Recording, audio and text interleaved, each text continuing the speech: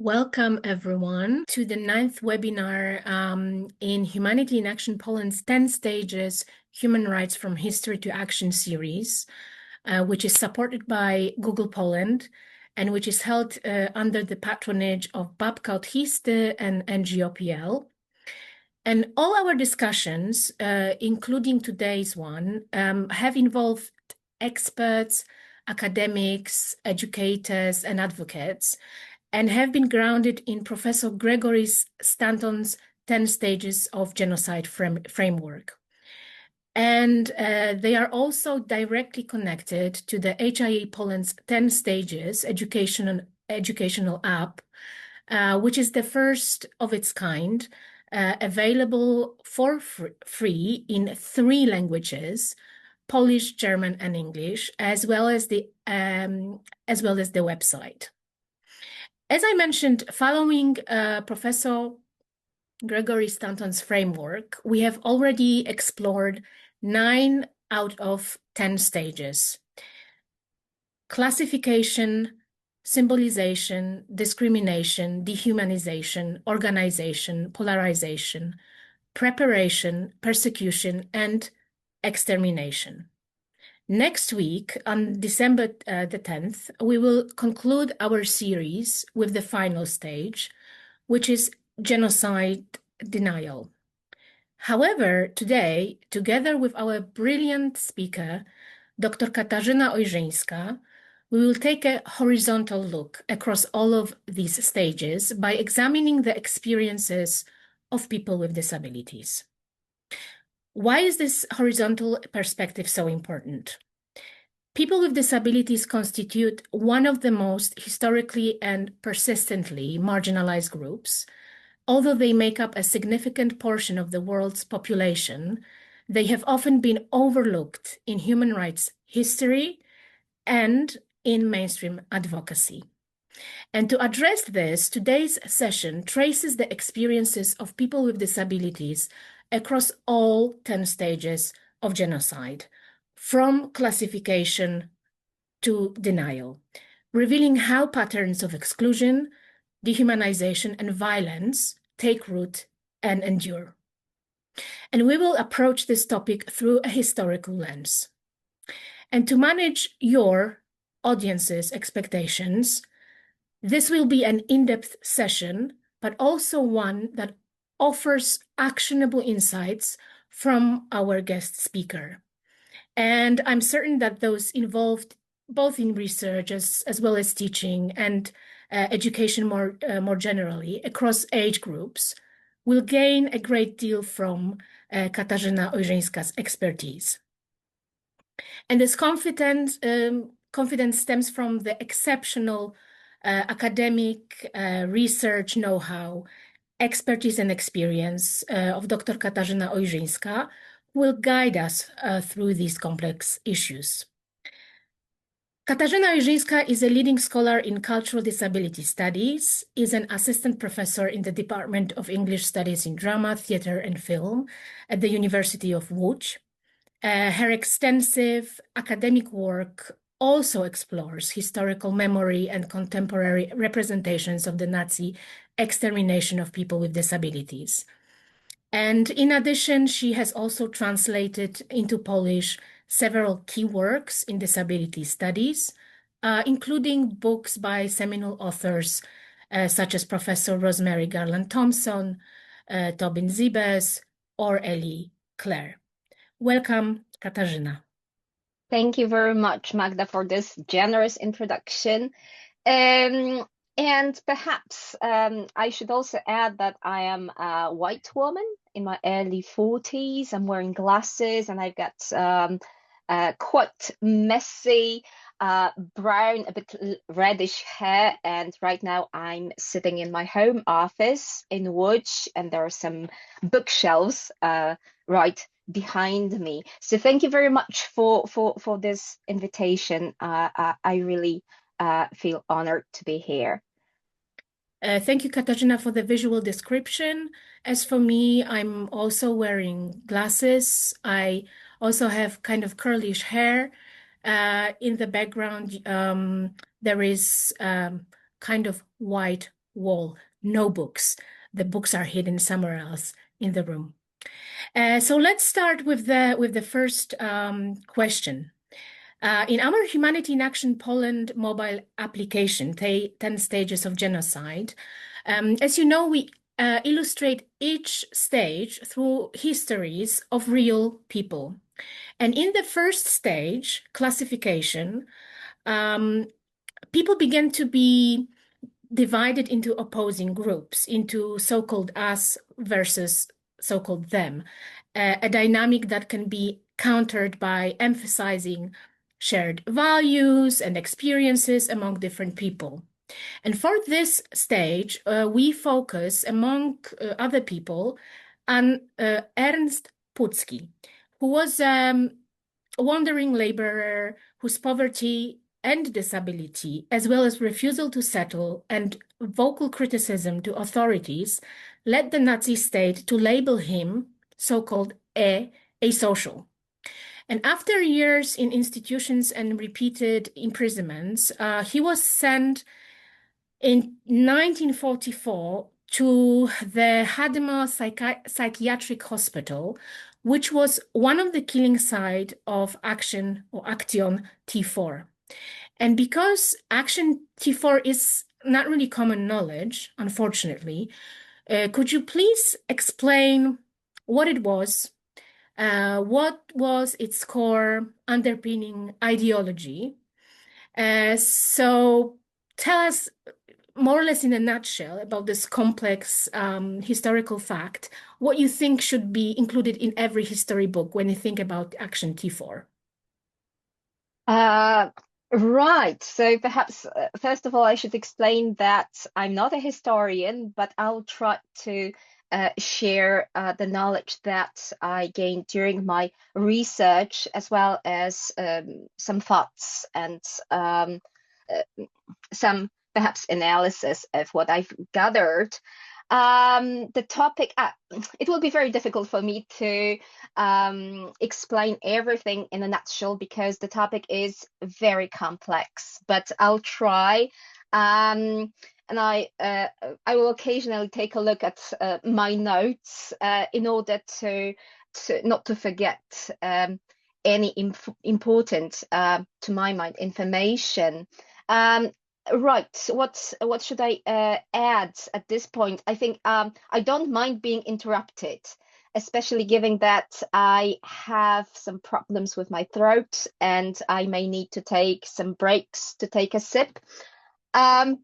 So Magda, please feel free to interrupt me if I kind of go off topic, or if you'd like to add something important. I think that I should start by saying that Action T4 is very often used as an umbrella term, and as such, it's often used with reference to the killing of people with disabilities by the Nazi regime. But we need to remember that Action T4 was only a part of it, actually, a part of a wider program of extermination.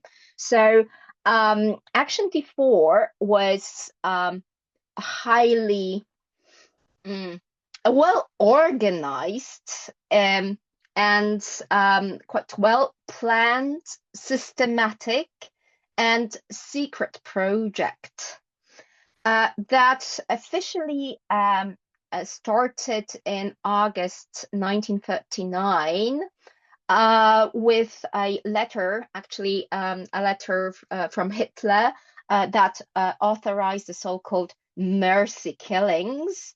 And it was backdated 1st September 1939. So that was the date of the invasion, the German invasion of Poland. All right, so what did it look like in a nutshell? Before the patients were sent to the killing center, very often they were transferred to different other locations, to different other institutions, which was supposed to um, which was supposed to weaken their ties with their families, with their close ones. Um, their medical records were sent to a special committee that was supposed to decide whether the patient is to survive or be killed. So basically, those who make those decisions, um, they never actually had an opportunity to see those patients, to examine them. All they were given were those medical records. And all they did was putting a plus or a minus next to the patient's names.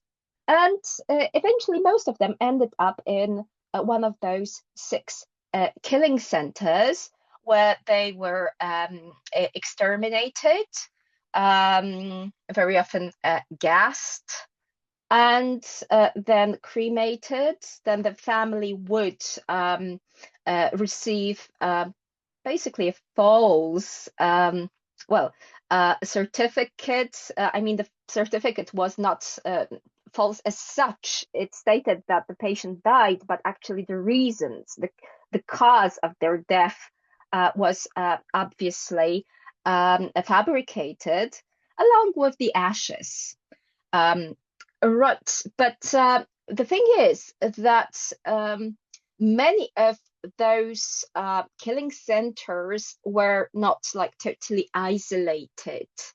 So so basically this action couldn't be kept secret for a long time. So people did see buses coming to those centers. The windows were painted over, but still it was evident that there were some people outside, and then these buses returned empty. Uh, for instance, in Brandenburg, one of the killing centers, well, the institution was in the middle of the town. So, yeah, I think that people actually could tell what was going on because of the smell that they inhaled, right? Because of the smoke that they inhaled. Um, so basically, this resulted in some opposition in German society. Um, One of the people who were quite vocal when voicing this opposition was the Bishop of Münster, Bishop von Galen. Along uh, T4, there was another action carried out, the extermination of disabled children. And these children were mostly exterminated with drug overdoses. Most often, this was luminal. Um, and this also raised some questions. And here, one of the leading figures who was also quite vocal about what's going on was Annie Wadel, an Austrian nurse who knew very well what is going to happen to her son, and she tried to intervene, but nevertheless, her child was exterminated. Um, but as a result, like hundreds of letters from concerned parents from Austria, which was then part of the Third Reich, were sent to Nazi authorities. So as a result, this action T4 was stopped, right? But killing still continued.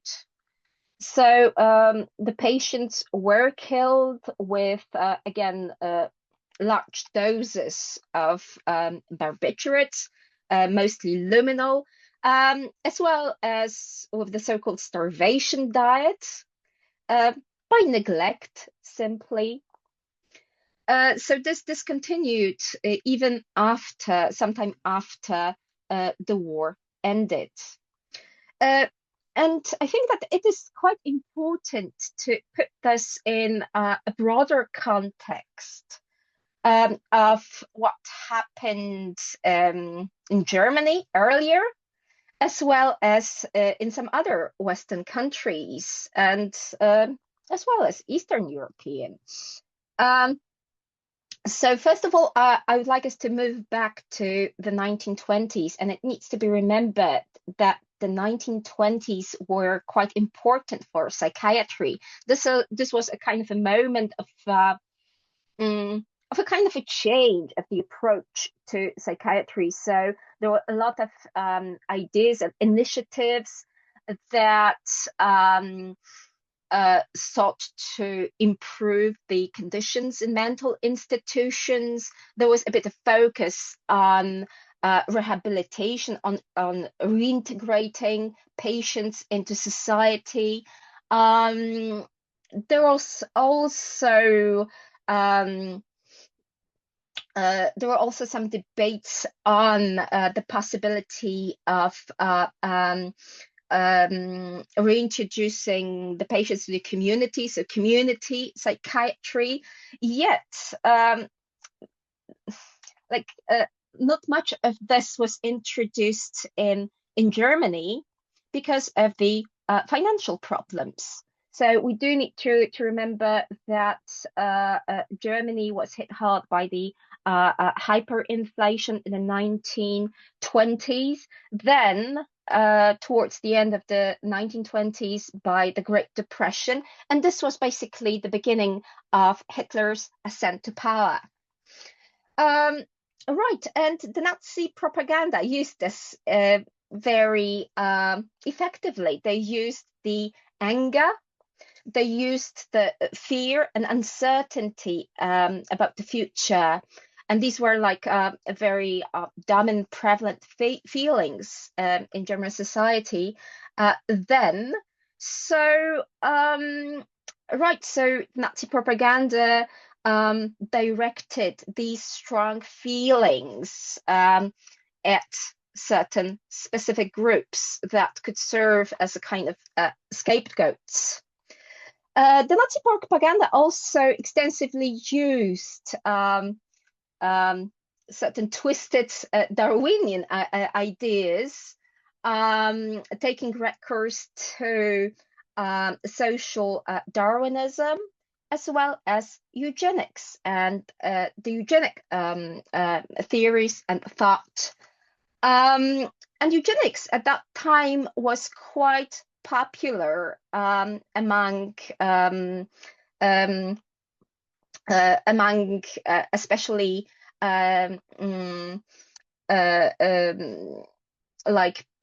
scientists, among also social thinkers.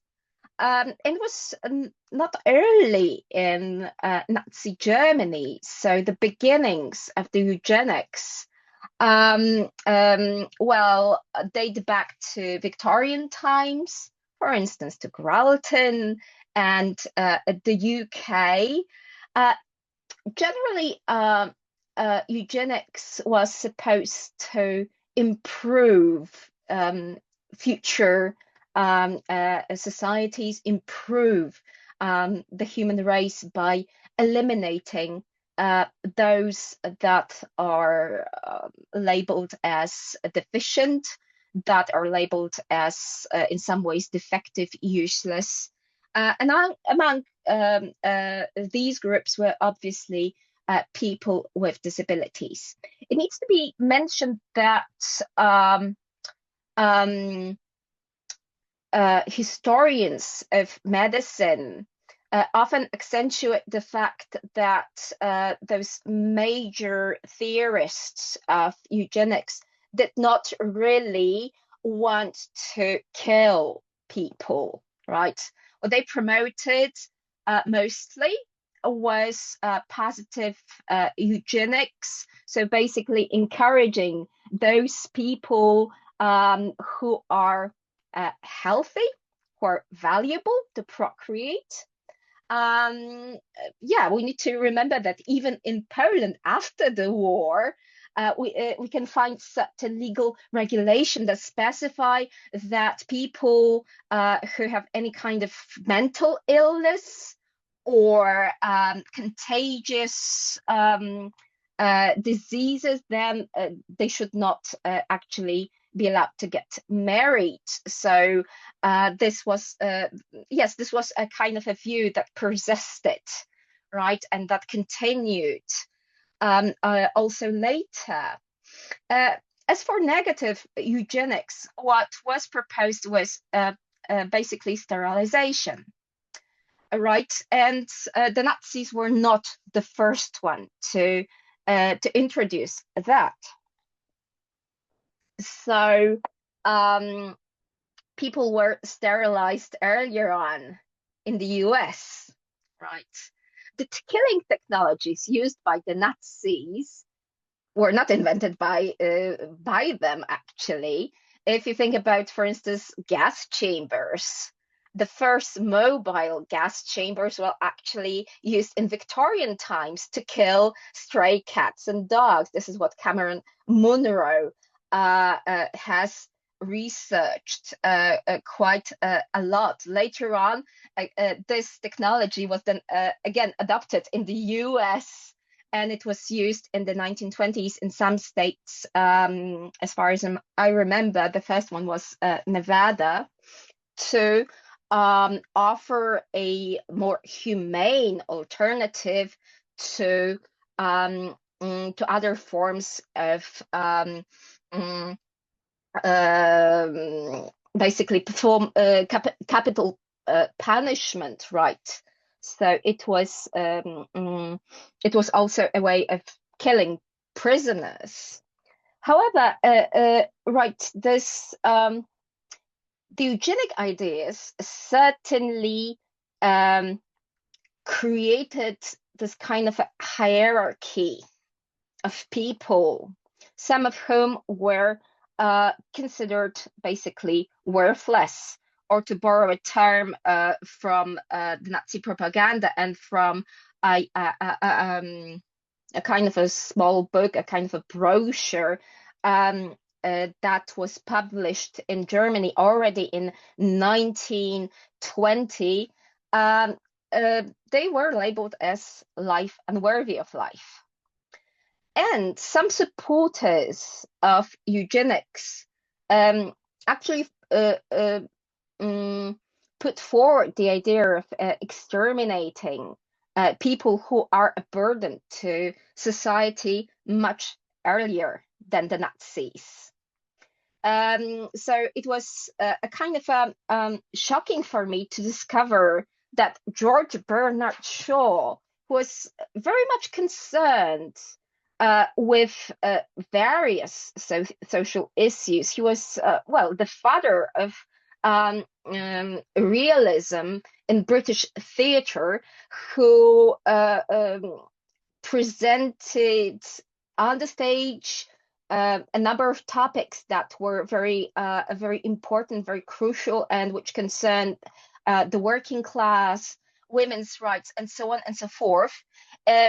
He was a proponent of eugenics, and in 1910 he gave a speech in which he presented this idea of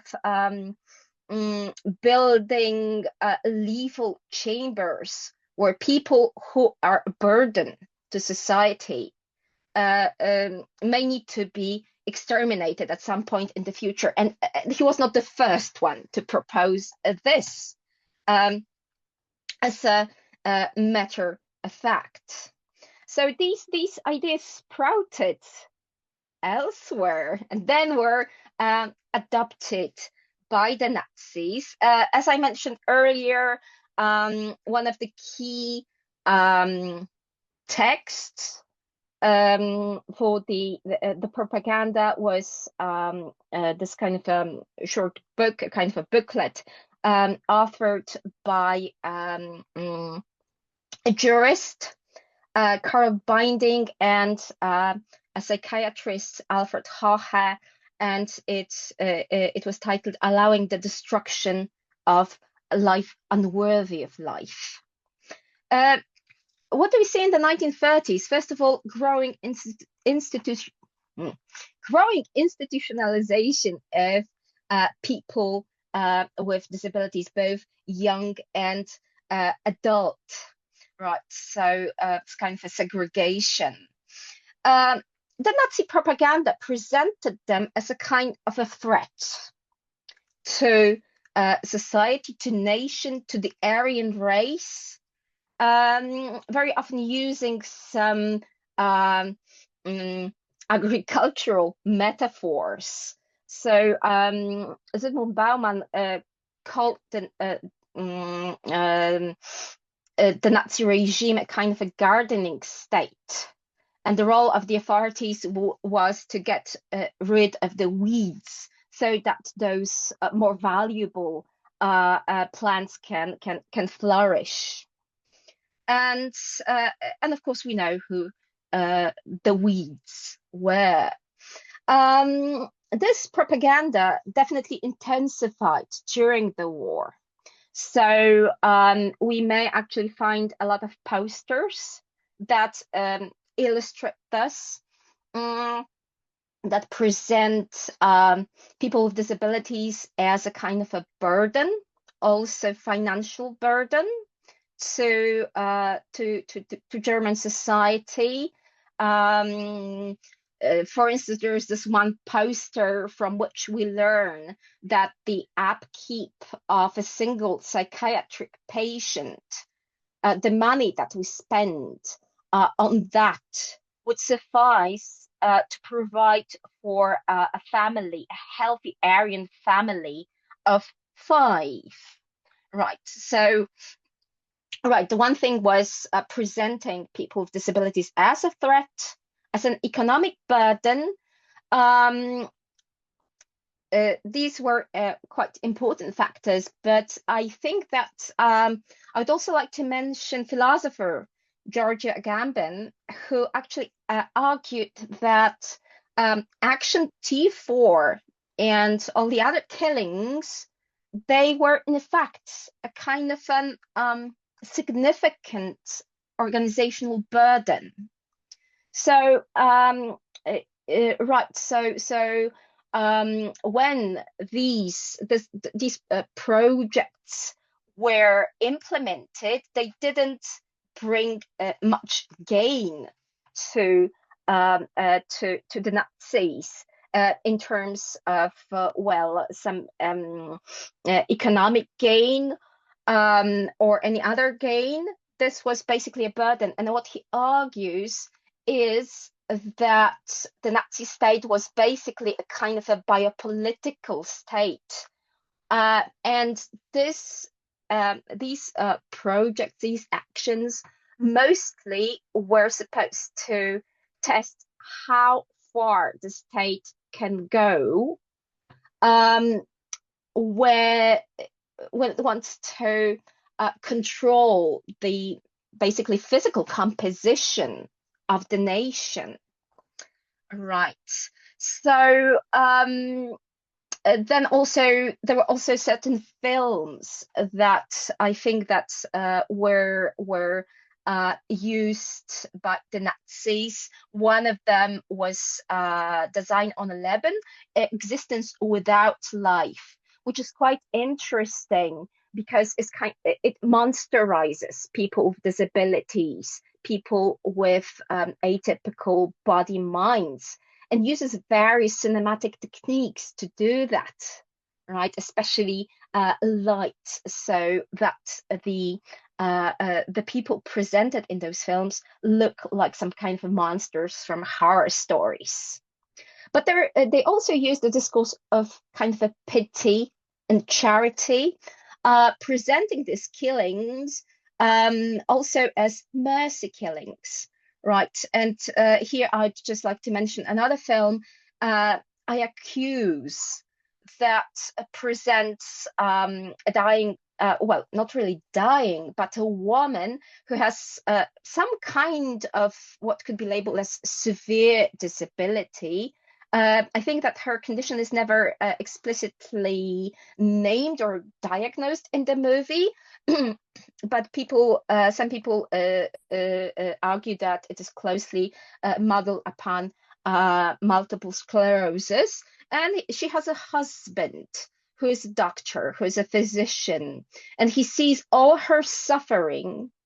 And in the end, he gives her, I think, some lethal injection, which is presented as this act of mercy. And as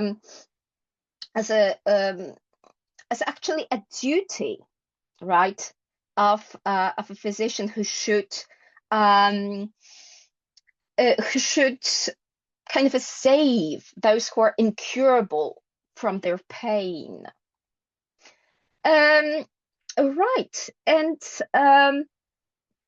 so people with disabilities were killed both before Action T4 started. Perhaps the first official killing was that of a disabled child. That happened in the summer of 1939. And as we know, the parents of the child sent a letter to Hitler, asking them for a kind of a mercy killing because their son is severely disabled, and the child indeed was killed. His name was Gerhard Herbert Kretschmer. And obviously, the propaganda also used this case as a kind of a strong argument for mercy killings. As I mentioned earlier, then Action T4 started, but at the same time, Hitler invaded Poland and started moving further, also to some other Eastern European countries.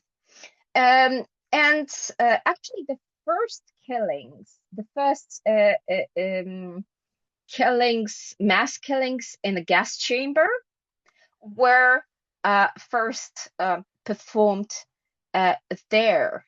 So the first extermination of people with disabilities in the gas chamber took place in Fort 7 in Poznan. And these were patients from a nearby mental hospital in Owińska, and it was only later that this technology was implemented in the First Reich. So first they tested it in Poland in case anything might go wrong, and then they implemented it elsewhere. The same concerns the so-called gas vans, right? They first tested it, I think, probably in Belarus, and then these killing methods were implemented elsewhere. In general, in Poland, those patients who were exterminated, they were exterminated in various ways. Some of them were shot, some of them were killed in gas chambers, some of them were murdered with luminol by neglect, lack of food, and so on and so forth. But there's no hard evidence that any of this was in any way controlled or supervised by the center in Berlin at 4 Tiergartenstrasse in Berlin. And of course, this experience, as well as these killing methods, were later implemented in concentration camps and death camps. Also, the staff that gained some experience while working in those killing centers was later transferred to the camps, where they continued their work. Right. What should I mention? What else should I mention? I think the numbers. Of course, these are estimates, right? There are very rough estimates. It is generally estimated at this point that around 300 or even 350 people were killed as part of Nazi of Action T4. But as I mentioned earlier, this was just a kind of a small part of the killings.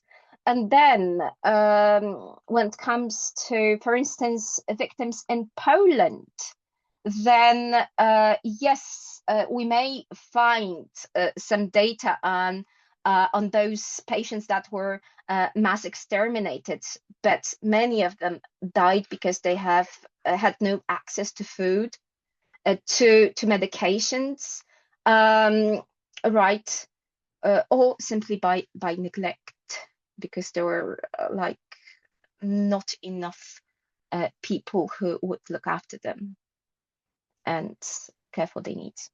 I think what's striking is when you were explaining the sequence of how Action T4 and it's wild, as you say, there's this term you use, wild. Wild euthanasia, right? So this is actually how Putski was killed, I Hmm. believe, right? He Hmm. was not he was not killed as part of Action T4, but the wild euthanasia.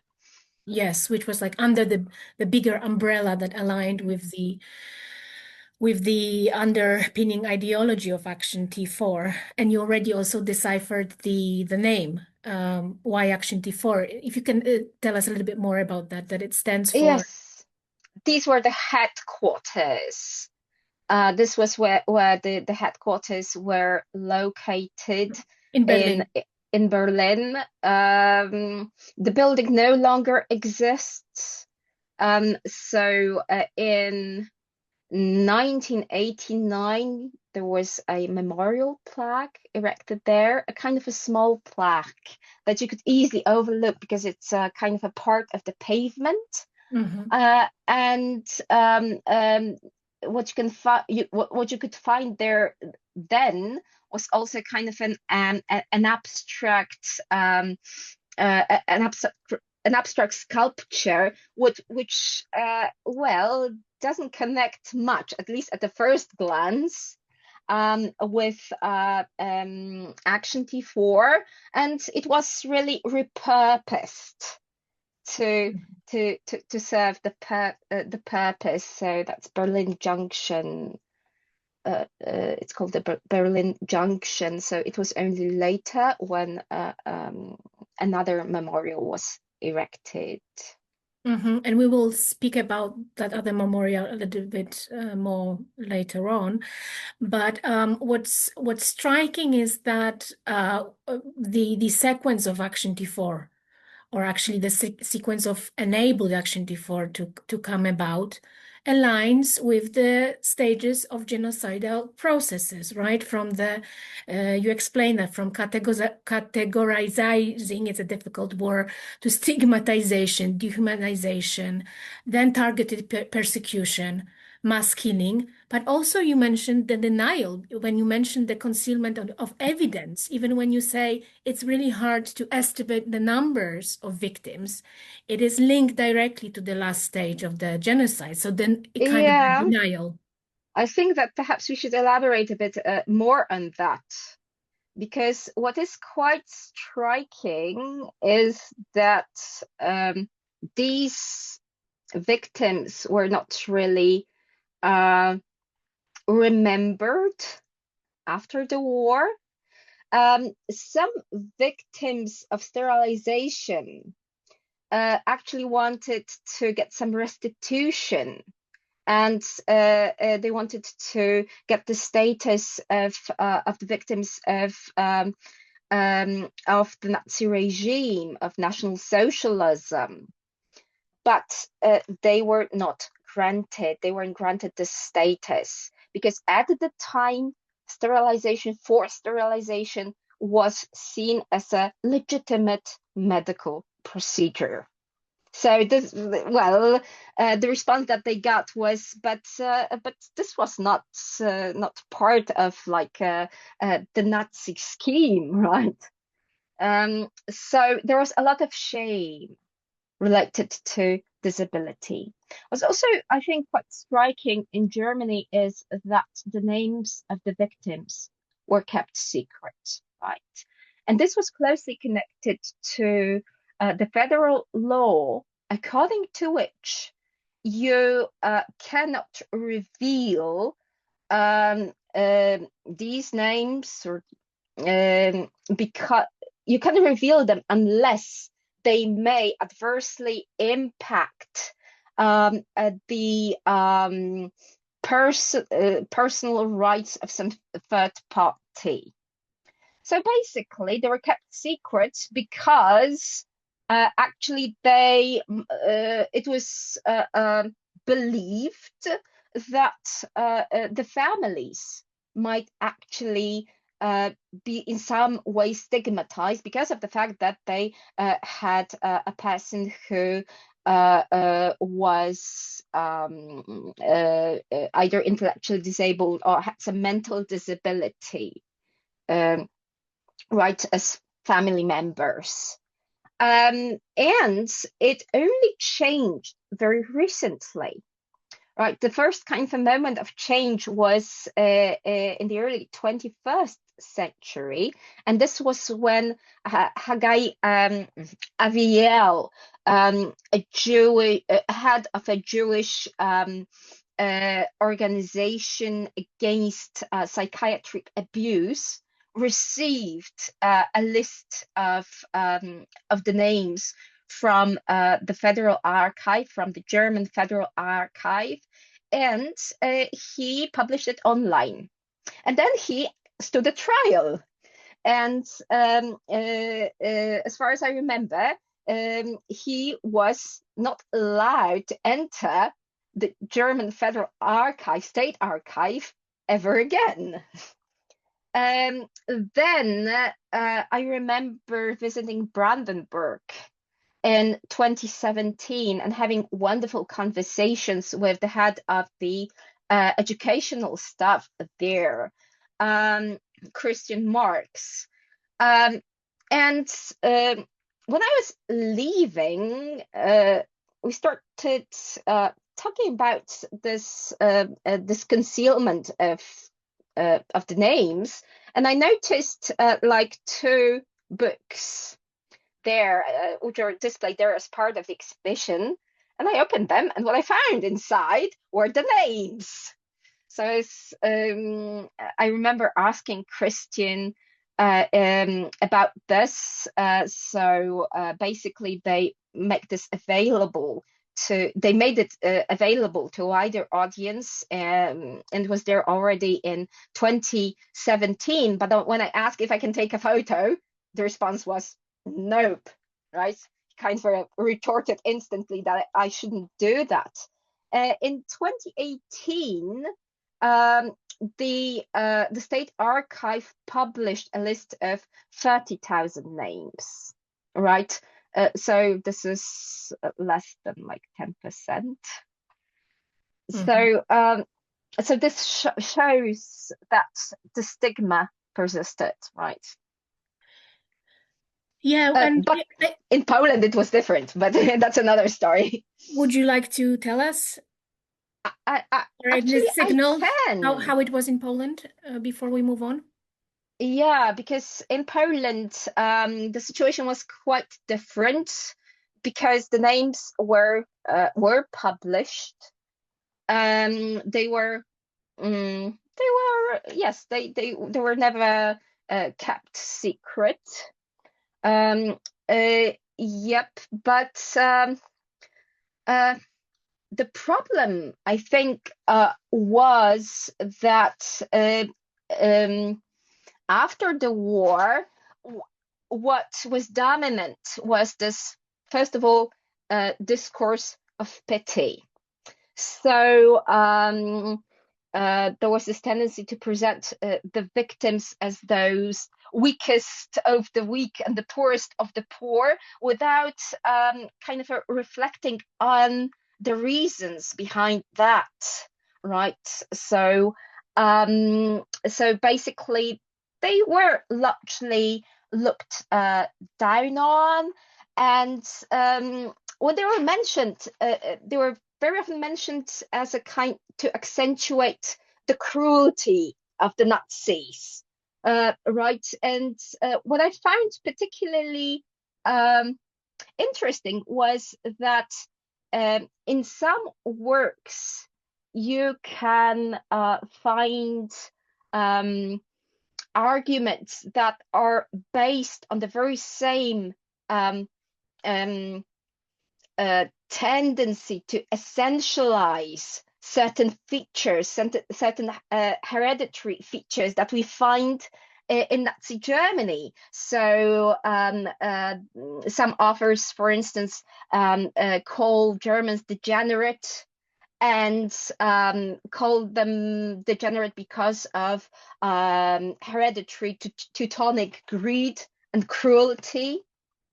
Then I also noticed how the stories of the victims were connected to the discourse of social usefulness. So in one of Polish newspapers, Trybuna Robotnicza, we may actually find two short accounts given by journalists who talked to two men whose children spent some time in an institution in Lubliniec, where other children were killed. They survived. But what these texts underscore is that they are like very productive citizens, that they can contribute to society because they have like a regular employment, their own families, and so on and so forth. A lot of research was also done by historians of medicine. This was largely initiated by one specific psychiatrist, Zdzisław Jaroszewski, and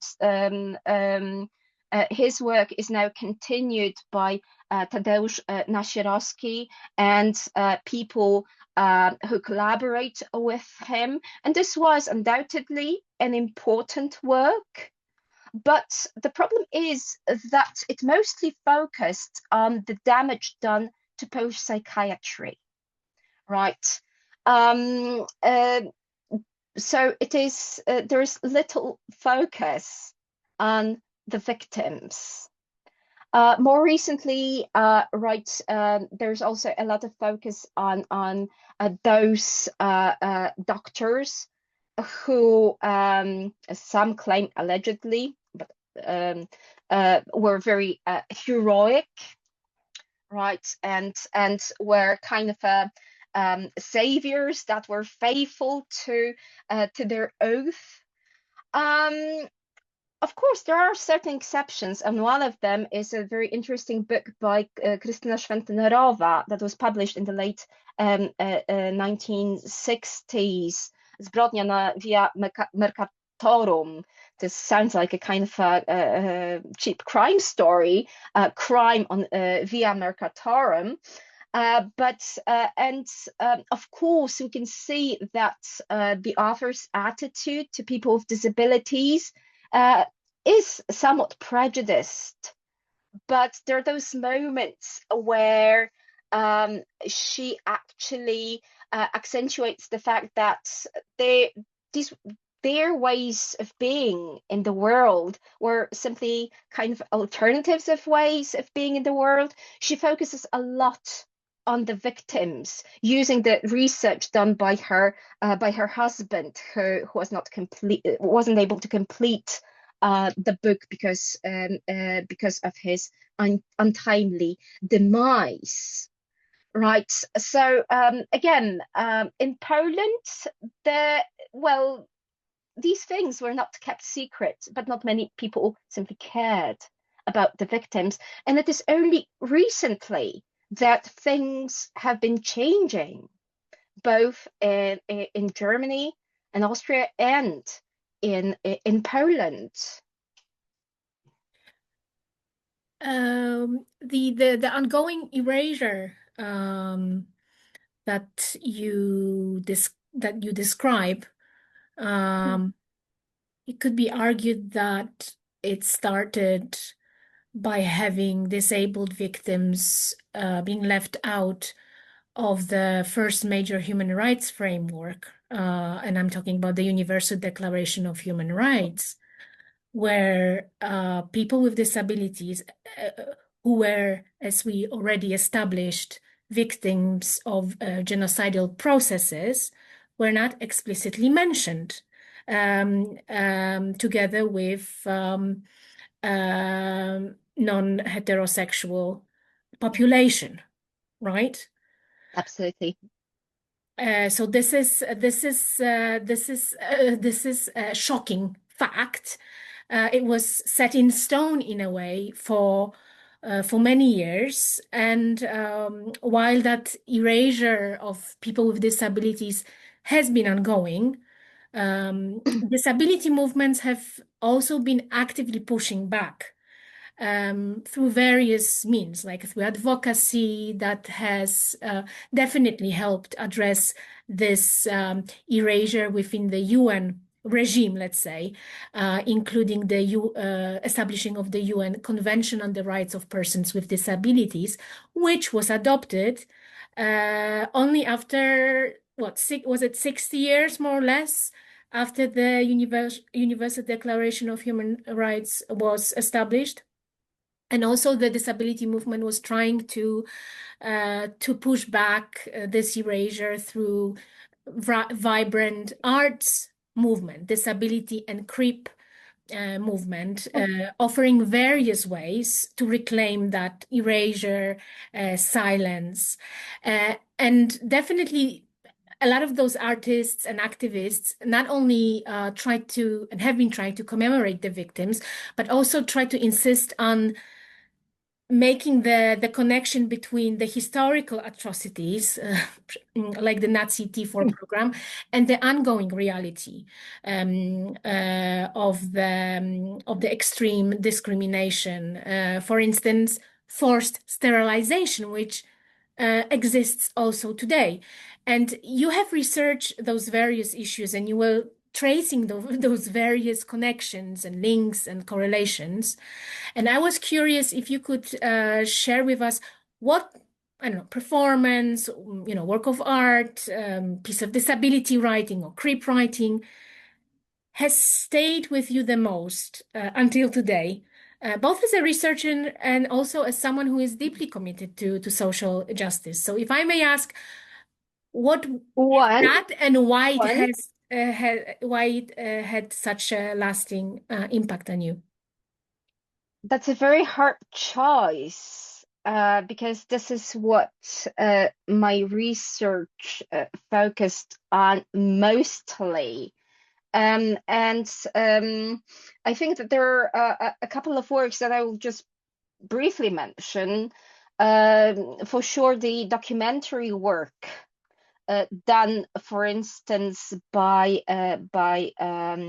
David Mitchell and Sharon Snyder, and here I definitely recommend their first film, A World Without Bodies, which you can find on YouTube, which presents their kind of a pilgrimage to one of the killing centers where they kind of unearth, rediscover the history of their community, right?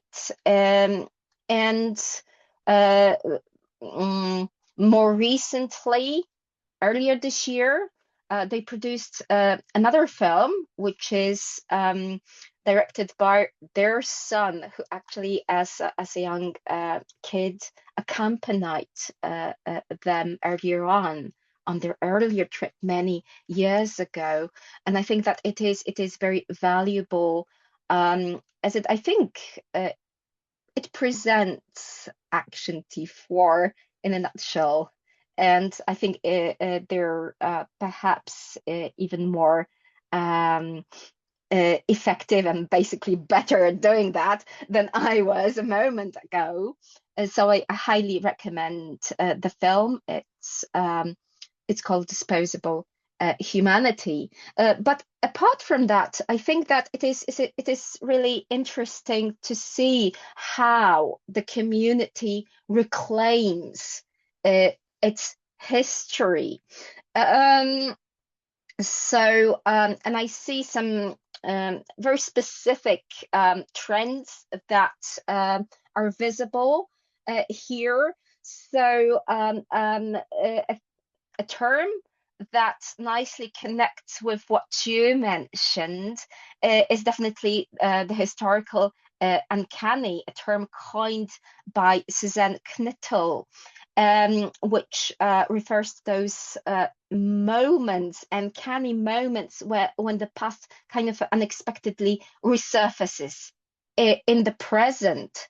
So very often they draw these connections, most often without playing the Nazi card.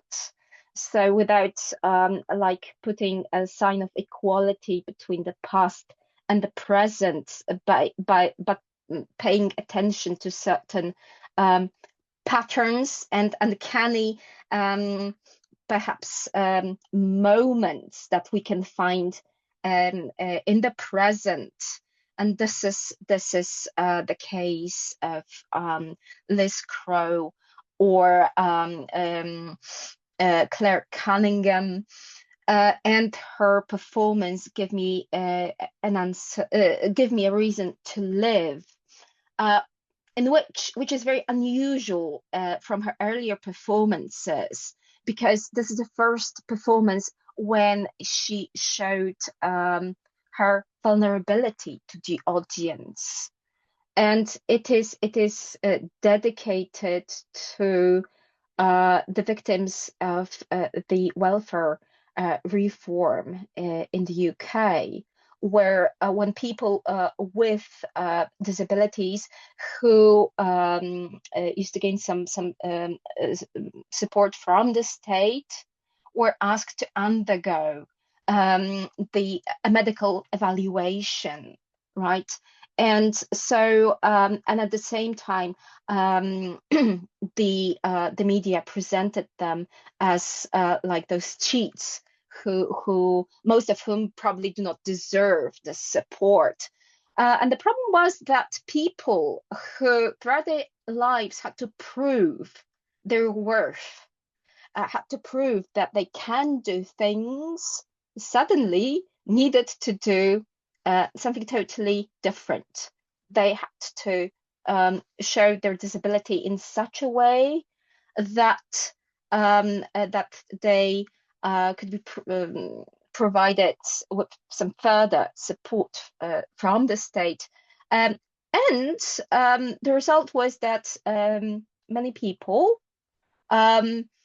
actually had to go back to work. But then there was a kind of a research done a few years later, and it turned out that a really high percentage of those people died afterwards. Right, and perhaps yet another important thing that might be mentioned is that some of these works also accentuate resistance, right? So I think that it is quite rarely the case that these victims are presented as resisting victims. So I think that this kind of connects with actually Jews who are also presented very often as those passive victims. Right. So I think that's perhaps in Poland, some of the disabled victims are presented as at times resisting, but then they kind of fit in this martyrological narrative. For instance, disabled victims, singing patriotic songs when entering a van, where and which then took them to the place of extermination. Right. And I think that's here it's not only about the past, but about the future and envisaging ways in which people may resist in the future, right? By creating certain ties, by fostering communities, right? Um, and these works also reflect on really certain social arrangements that also prevented certain open rebellion, right? So this weakening of the social ties. This idea put forward by Talcott Parsons, so the sick role, which yes, which we actually step into once we enter any kind of a hospital, right? Then we very often assume this role of passive patients who need to rely on the goodwill and the expertise of the doctors rather than questioning it, right? Um, and so on and so forth. But the work that I would like to mention, so perhaps briefly, but I think that this is perhaps the most important work for me because it was, I actually learned about it um, soon after I started researching this topic, and soon after I actually learned about this topic. And it's Tisha B'Av by Theatre 21, a Warsaw-based theatre, professional theatre of actors with intellectual disability. And what's important, it was staged, originally staged at the Poland Museum of the History of Polish Jews in Warsaw, in a kind of a transitional space, which led to the Holocaust Gallery. So this kind of alluded to this idea that Action T4 and the extermination of psychiatric patients was a prelude to the Holocaust. And the structure of this performance was quite simple. So at first, the actors, supervised by able-bodied directors, performed certain gymnastic exercises. So this kind of reminded me of disciplining the bodies, making those bodies docile. Um, and also, this nicely connects with this focus on gymnastics in Nazi Germany. The second part, sorry, I think I'm losing my voice. I'm in a similar situation. That's why I'm appearing and Uh-huh. disappearing. I am Yeah, all the time with you. sure. Yeah, and the second part consisted of like seemingly innocent playground kindergarten games, um, which all of which were quite competitive, and um, uh, all of which actually aimed at eliminating the weakest link. So the one who is less fit, less lucky, who is slower, and so on and so forth. They also have some telling names, such as there was one where we have this greedy Jew. There was another one which was called Rat. So again, this which leads to this dehumanization of well, both Jews and people with disabilities. There's a stupid Johnny. This is the equivalent of Piggy in the middle, and so on and so forth. And it all ended with dodgeball. So a game where the person who is hit with the ball leaves, is out of the game, and then leaves the space. So the actors left the performance space one by one, and they never returned, even for the applause, which was kind of a telling in that it kind of suggested this kind of a transition from those seeds to elimination.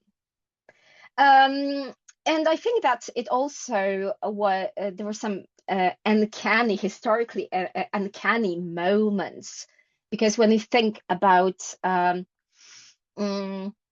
like today's very competitive societies, I think that this is also very resonant today, right? Given this competitiveness, individualism, right? Focus on individual achievement. And there was one more important element, namely, throughout the performance, the audience were wearing headphones, and they could hear the mothers of the performers talking about their experiences after they gave birth to a baby with Downs. And these were really traumatic memories. So they didn't get much support from doctors, from the medical staff. Many people turned away from them. They lost a lot of friends.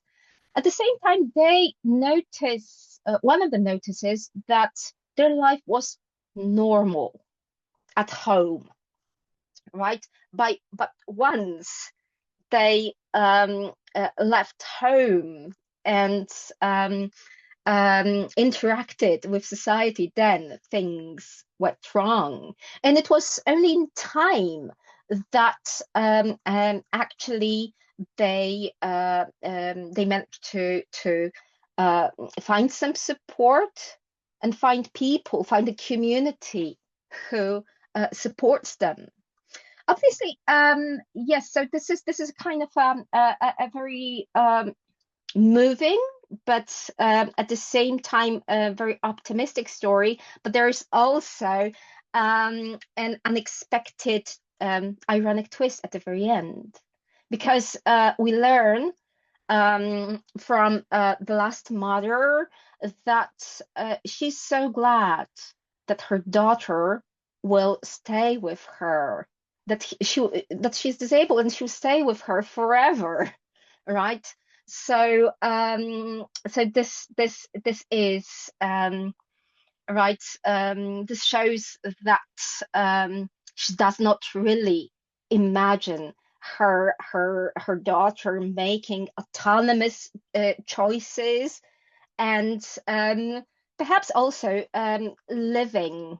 Don't want to use the word independently, but perhaps autonomously, Or right? interdependently, yeah. Interdependently. So she kind of so the child is presented as this kind of eternal child here. Dr. Natalia Pamula wrote an interesting paper on the violence around this symbiotic relationship and symbiotic citizenship, the relationship between carers, forced violence in a way between the carers and often adult children with disabilities.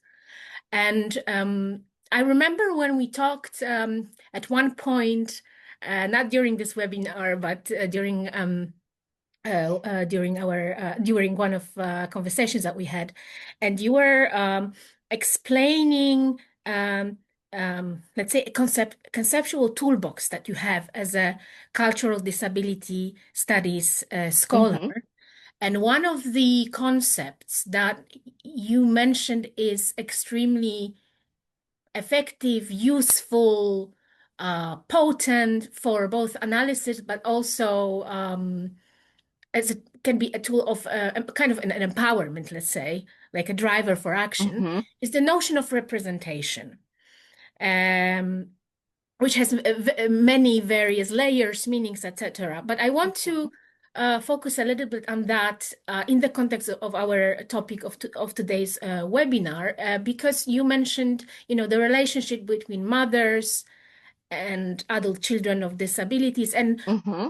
and we as academics know that a lot of important, of course, but still representation about life with disability is often authored, let's say, by carers, especially mothers, rather than people with disabilities themselves about their experiences, expertise, etc. So if you were to suggest a teacher, an educator who would like to embrace in their teaching, disability, uh, alongside this notion of representation and self-representation. Are there any works or maybe activists that you recommend to follow, apart from the amazing and already mentioned Theater 21, especially in Poland?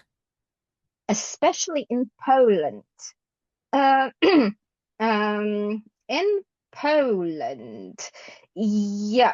And when it comes to Action T4 specifically. Or the question of like representation and reclaiming the disabled people's history, whether it's Hmm. with regards to T4 or also very difficult period after 45 and also after 1989, the, When it comes the harsh to neoliberalism. Yeah. oh yes, Natalia, whom you have mentioned, I think that her work is definitely worth exploring.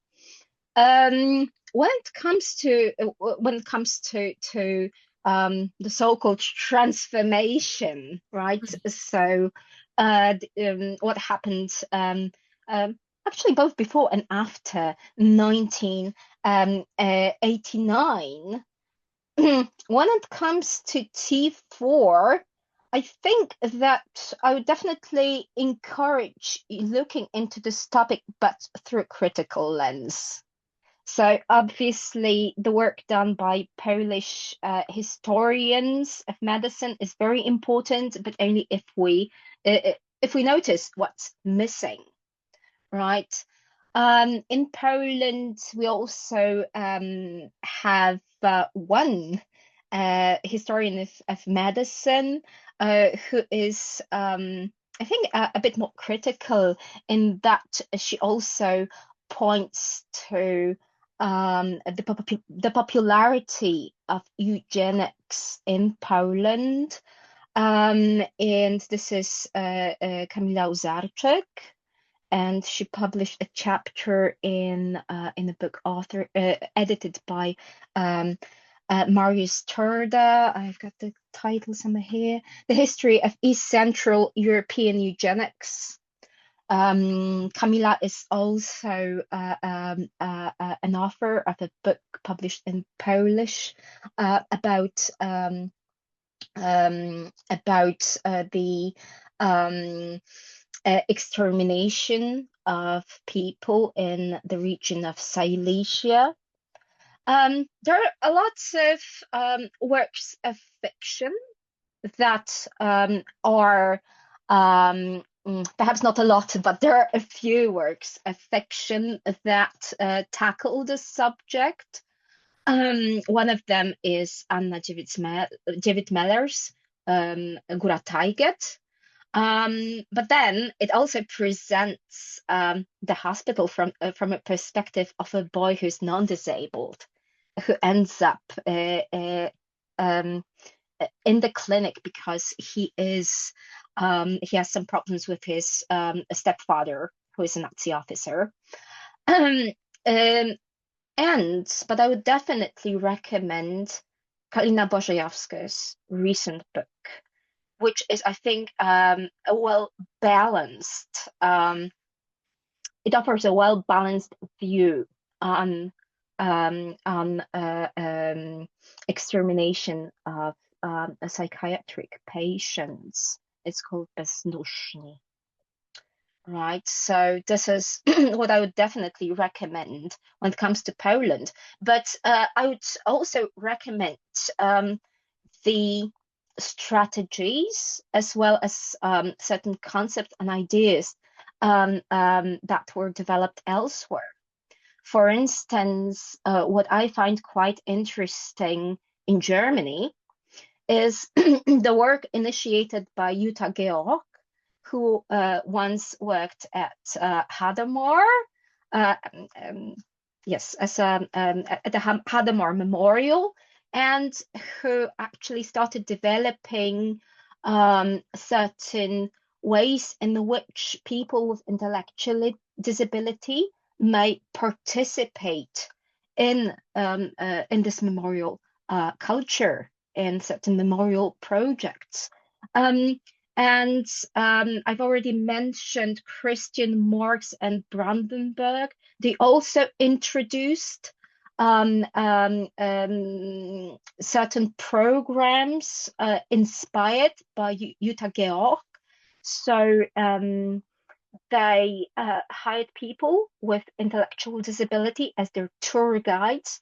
They often offer tour guides to various groups, including lawyers and physicians, who are an important target groups for them, as they were largely behind these killings. Right, so it's not only about translating the materials into easy to read, right?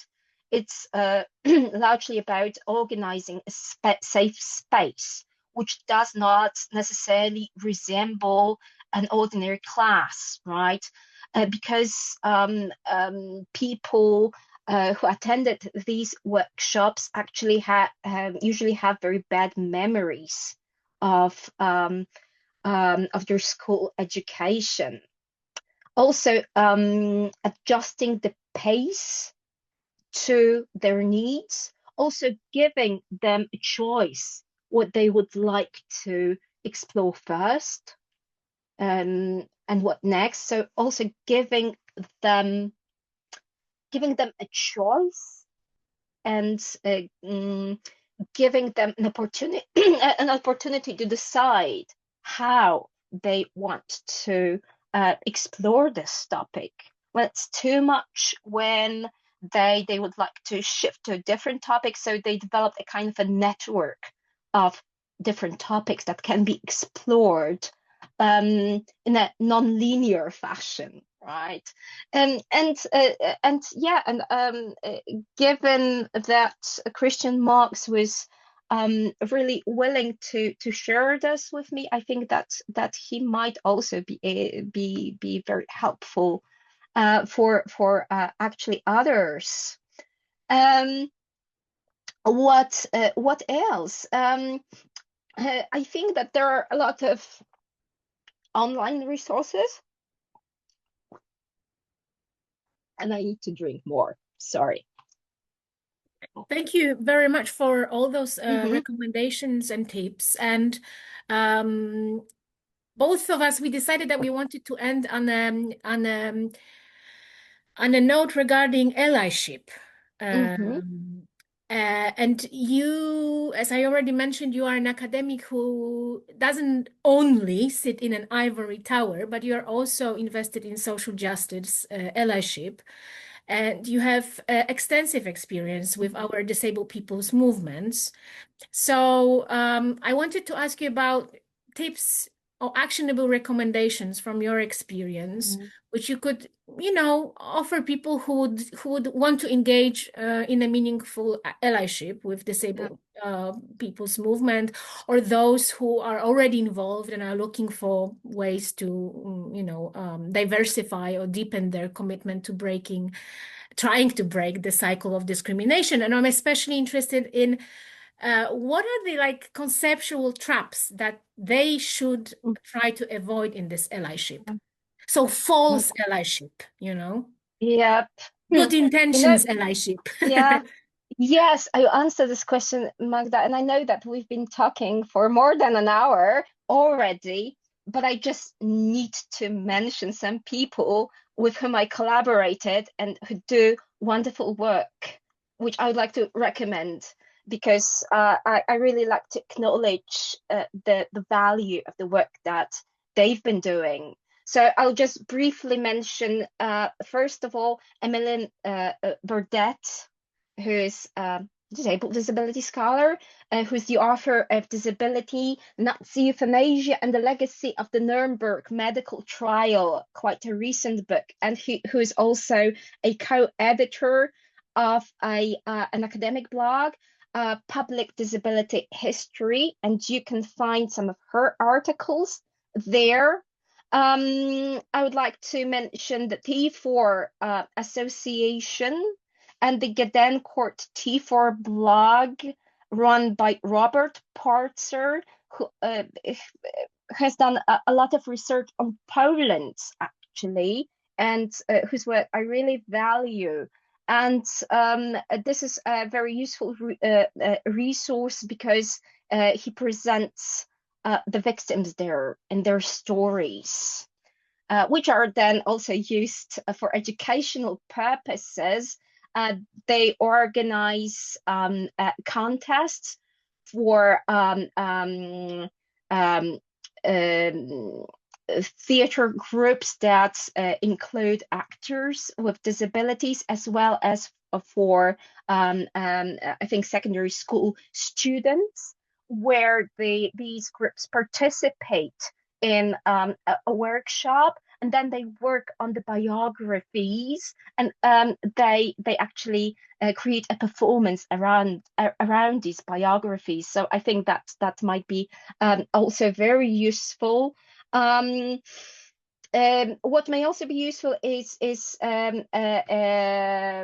the ideas that David Mitchell and Sharon Snyder elaborate on, because they've been teaching Action T4 for many years, and they used to bring their students from Washington to Berlin to visit certain places, memorial sites that are related to the extermination of psychiatric patients. So you can find some works by them that comment on their educational activity, and perhaps also Kenny Fries, who is an author who has what he calls Nazi trifecta. So he's Jewish, he is disabled, and what was the third thing? Jewish, disabled, and gay, obviously. Right? And he's famous for his autobiographical writing. And some time ago, he started writing about Action T4. He hasn't yet published a book on that, nor have I. I think that we may experience various problems, but one of them is that the stopping is really emotionally demanding. But he has published certain short pieces on YouTube, which focus on his experience of visiting certain memorial sites. So I really recommend that. Also uses this idea of vicarious witnessing introduced by Suzanne Knittel. Yep, and he also organized together with a performer, Perel, mm, who's also a person with disability, and they are also Jewish, a series of kind of a talk shows which revolve around the extermination of people with disabilities, one of which took place in Krakow. But back to your perhaps Before we key go back question to my here. question, the last Mhm, suggestion, if you could mhm. self-advertise your latest fantastic article on disability martyrology on a Polish case study. If you could tell us where we can find it, It's the in a journal education and called academic resource. History and Memory. Right. Mm-hmm. So yeah, and since I don't think I will ever finish this book, you can expect more Mm-hmm. articles. Um, yep, but Allyship. allyship, that is definitely a very important question. Um, and here I think that the first thing that I would like to mention is that if you want to be an ally, first of all, learn. So, learn about the new perspectives on disability offered by critical disability studies, learn about the community, learn about the problems that they face. So, basically, do not expect that people with disabilities will explain everything for you, right? There is a term for that. It's called epistemic labor, right? So all the emotional and intellectual work that one needs to perform in order to explain their oppression to another person. At the same time, once you've done your research, um, uh, do not presume, right? Um, be ready to learn from the community. Um, you're not a savior. You shouldn't be a leader. You should be a partner, right? For conversations. I would my other recommendation would be to notice human interdependence, to cherish it, and to practice it. Um, Notice your positionality. Also notice the limitations that it brings, right? Um, um, so realize that your perspective might be in some ways limited and try to expand it Or by biased. listening. Yes, absolutely. Um, Also ask yourself the question, whom do I neglect? Whom do I omit, ignore, right? When talking about the present or the future or the past. So whom have I overlooked? Who's missing here? Um, Also think, question all the time, ask questions, react, to prejudice, to injustice, to all those grains of discrimination from which violence may sprout. Learn how to react. And here the experiences of the community can be quite useful, right? And also support from the community is also very important because I think that all of us know how difficult it may be to react when you're on your own, unsupported. Uh, and perhaps uh, think about the history but also think about the present and think about the future. So think about the future as a kind of a goal that you'd like to achieve together, this kind of horizon towards which we would like to move, right?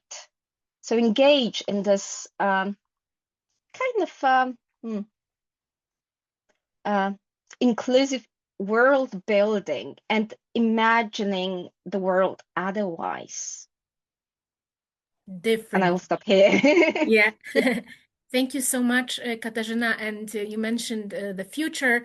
And when thinking about allyship and speculative past, some activists were saying that if allyship was stronger during those 60 years, perhaps disability could be mainstream within the UN regime much faster than, 2006.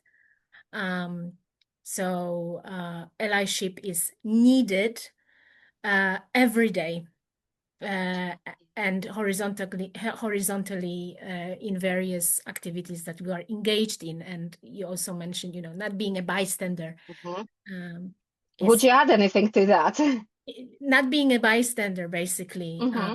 Yeah. In everyday situations, in the situation which require more systemic effort, um, and I endorse what you said, Yeah. asking ourselves, like, who is missing, who is not invited, who is not at the table, who's not, Uh, and at the why same time, and I why. think that's I would like to I would like to add that I'm not saying that I'm good at doing all those things. There are still things that I need to learn. I was always a kind of withdrawn person, was always kind of afraid to react.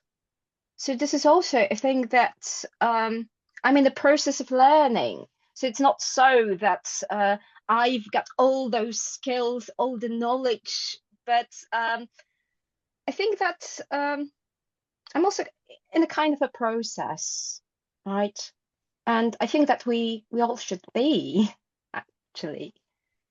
And that there's no one right allyship. Uh, Hmm. it's as diverse as humans are, basically, and also problems of various minorities.